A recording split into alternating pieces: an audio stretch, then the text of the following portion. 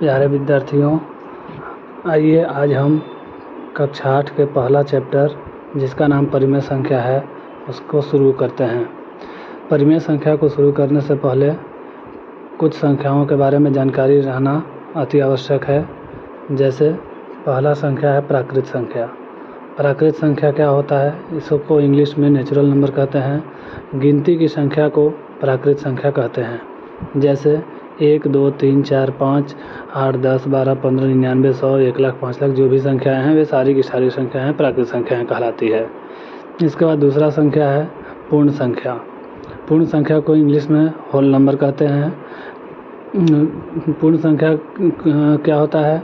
गिनती की संख्या जैसे 1, 2, 3, 4, 5, 6, 7, 8 जितनी भी संख्याएं हैं, यदि इन संख्याओं में शून्य को शामिल कर दिया जाता है, अर्थात गिनती की संख्या में शून्य को शामिल करने पर प्राप्त संख्याओं का समूह पूर्ण संख्या कहलाता है। जैसे गिनती की संख्या है 1, 2, 3, 4, 5, 6, 7, 8 सारी की सारी संख्याएं में यदि एक शून्य को शामिल कर दिया जाता है तो ये सारी की सारी संख्याएं पूर्ण संख्याएं कहलाती है। इसके बाद तीसरा संख्या आता है पूर्णांक।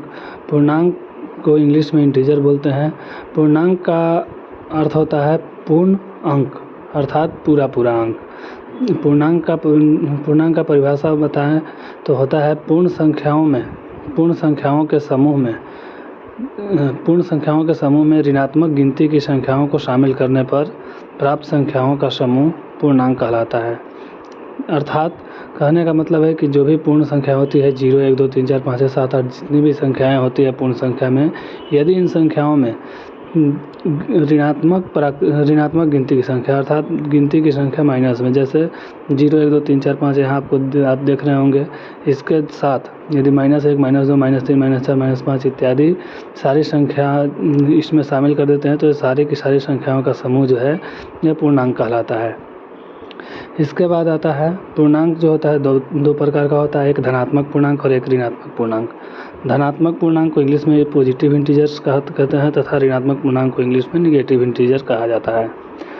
धनात्मक पूर्णांक में 1, 2, 3, 4, 5, 6, 7, 8 जितनी भी संख्याएं प्लस में होती हैं वे सारी की सारी संख्याएं धनात्मक पूर्णांक कहलाती है।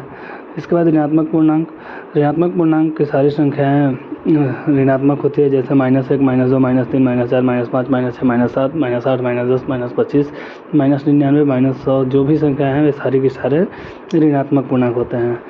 अब आपके दिमाग में आ रहा होगा कि यदि ये सारे के सारे पूर्णांक दो भाग में बांटा जाता है, धनात्मक पूर्णांक और ऋणात्मक पूर्णांक, तो फिर ये 0 जो है ये 0 किस में जाएगा? 0 धनात्मक होगा या ऋणात्मक होगा?